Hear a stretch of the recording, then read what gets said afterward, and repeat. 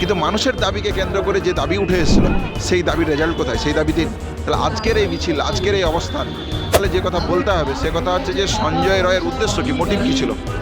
একজন প্রিন্সিপাল এবং টালা থানার ওসি এভিডেন্স ডিস্ট্রাকশন করতে গেলেন। কলকাতা পুলিশের কলকাতা পুলিশের মদত ছাড়া একটা ডাক্তাররা শুরুর দিন থেকে যে কথা বলেছে যে এই ঘটনায় এক না একাধিক ব্যক্তি জড়িত, যে একাধিক হয় তাহলে বাকিরা এখনও প্রকাশ্যে ঘুরে বেড়াচ্ছে কেন? তাদের অ্যারেস্ট শনাক্ত করে আইডেন্টিফাই করা যাচ্ছে না কেন? এই আন্দোলনকে কেন্দ্র করে যে স্বাস্থ্য দুর্নীতির প্রসঙ্গ উঠে এসেছে, সেই দুর্নীতির কেসে আপনি এনওসি দিচ্ছেন না কেন? শিয়ালদা কোর্টে সাজা ঘোষণা, আরজিকর মামলার সাজা ঘোষণার দিন ডেট দেওয়া হয়েছে 18 জানুয়ারি, এবং যেখানে দাঁড়িয়ে কলকাতা পুলিশ একজনকে অভিযুক্ত হিসেবে চিহ্নিত করেছিল, সেখানে দাঁড়িয়ে সিবিআই 5 মাস ধরে একজনকে অভিযুক্ত বলে চিহ্নিত করলে এবং সাজা ঘোষণার দিন করে দেওয়া হয়েছে। বিষয়টাকে কিভাবে দেখবেন? বিষয়টা যেটা পরিষ্কার বলার সেটা হচ্ছে এটা, জুনিয়র ডাক্তাররা শুরুর দিন থেকে যে কথা বলেছে যে এই ঘটনায় এক না একাধিক ব্যক্তি জড়িত, সেটা বলুন। এই ঘটনার মোটিভ কি সেটা বলুন। যদি একজন ব্যক্তি জড়িত হয়, সেটা যদি সঞ্জয় রায় হয়, তাহলে যে কথা বলতে হবে সে কথা হচ্ছে যে সঞ্জয় রায়ের উদ্দেশ্য কি, মোটিভ কী ছিল? যদি সঞ্জয় রায় একজন অভিযুক্ত হয়, তাহলে এই যে প্রাইমারি চার্জশিটে সিবিআই বলছে এভিডেন্স টেম্পার হয়েছে, এভিডেন্স ডিস্ট্রাকশন হয়েছে, ইনভেস্টিগেশনকে হাসাপ করার চেষ্টা হয়েছে, তাহলে এটা কি সঞ্জয় রায়ের জন্য? তাহলে এই কথা যদি বলে তাহলে সারা বাংলা আজকে তাদের উপর হাসবে। তাহলে আমরা তো চাই না বিচার ব্যবস্থা একটা হাস্যকর জায়গায় পরিণত হোক। তাহলে বিচার ব্যবস্থাকে বলতে হবে এই কথা যে এক না একাধিক। সাম্প্রতিককালে আমরা শুধু একাধিকের কথা তো বলছি না, সারা বাংলার বিভিন্ন বিশিষ্টজন এই কথা বলেছে। সাম্প্রতিককালে সিএসএফএল এর ফরেন্সিকের যে রিপোর্ট, সেই রিপোর্টেও একাধিক ডিএনএর কথা বলছে, যে ডিএনএ প্রোফাইল পাওয়া যাচ্ছে ভিকটিম এবং সঞ্জয় রায়ের বাইরে, তাহলে তার ইনভেস্টিগেশন করছেন না কেন? যদি দেখা যায় যে একাধিক ব্যক্তি জড়িত থাকে এবং তারা প্রকাশ্য দিবালোকে ঘুরে বেড়াচ্ছে, তাহলে এই কেমন বিচার? তাহলে এই বিচার দ্বারা তো আমরা খুশি হতে পারি না। তাহলে এক না একাধিক পরিষ্কার করে বলুন। এক যদি হয়, মোটিভ কি বলুন? এভিডেন্স টেম্পার, এভিডেন্স ডিস্ট্রাকশন কি তার জন্যই হয়েছে না অন্য কোনো? যদি একাধিক হয় তাহলে বাকিরা এখনও প্রকাশ্যে ঘুরে বেড়াচ্ছে কেন? তাদের অ্যারেস্ট শনাক্ত করে আইডেন্টিফাই করা যাচ্ছে না কেন? কে আটকাচ্ছে আপনাকে?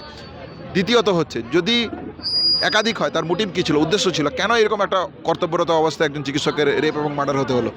দ্বিতীয়ত হচ্ছে, এভিডেন্স ডিস্ট্রাকশন এবং হাসাব যদি হয়েই থাকে, তার মোটিভ কী ছিল, উদ্দেশ্য কী ছিল? কেন একজন প্রিন্সিপাল এবং টালা থানার ওসি এভিডেন্স ডিস্ট্রাকশন করতে গেলেন? কলকাতা পুলিশের মদত ছাড়া একজন ওসি এবং একজন প্রিন্সিপাল এই কাজ কখনো করতে পারে বলে মনে হয়? তাহলে তদন্তের গতির দিক থেকে এই যাবতীয় তথ্যগুলো উঠে আসছে না কেন? এই সম্পূর্ণ জায়গাটা এক না একাধিক, মোটিভ কী ছিল, এবং এভিডেন্স টেম্পার ডিস্ট্রাকশন কার নির্দেশে হলো, কি হলো, কেন, তার মোটিভ ছিল? সাপ্লিমেন্টারি চার্জশিট দেওয়া, তাদেরকে আইনের মধ্যে আনা, বিচার ব্যবস্থার মধ্যে আনা, এই জায়গাটা যতক্ষণ না কমপ্লিট হচ্ছে ততক্ষণ আমরা মনে করি যে এই 9 আগস্টের ঘটনাকে কেন্দ্র করে যে ন্যায় বিচার হওয়া প্রয়োজন, সেই ন্যায় বিচার সঠিক পথে হচ্ছে না।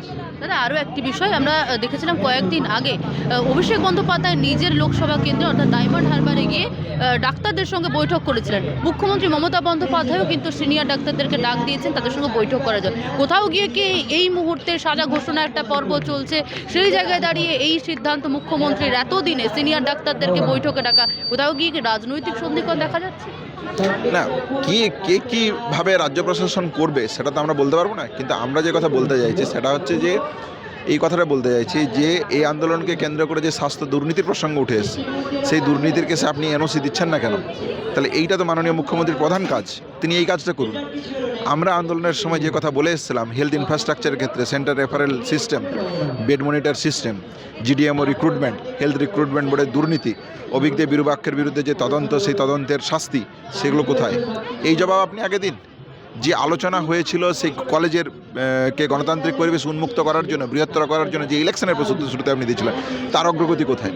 তাহলে এই সামগ্রিক জায়গাটা নিয়ে তাকে আগে জবাব দিতে হবে। তিনি কি করবেন সেটা সম্পূর্ণরূপে তার রাজনৈতিক পরিকল্পনা, তার রাজনৈতিক বিষয়, এই নিয়ে আমাদের কোনো মত নেই। কিন্তু মানুষের দাবিকে কেন্দ্র করে যে দাবি উঠে এসেছিল, সেই দাবির রেজাল্ট কোথায়? সেই দাবি দিন।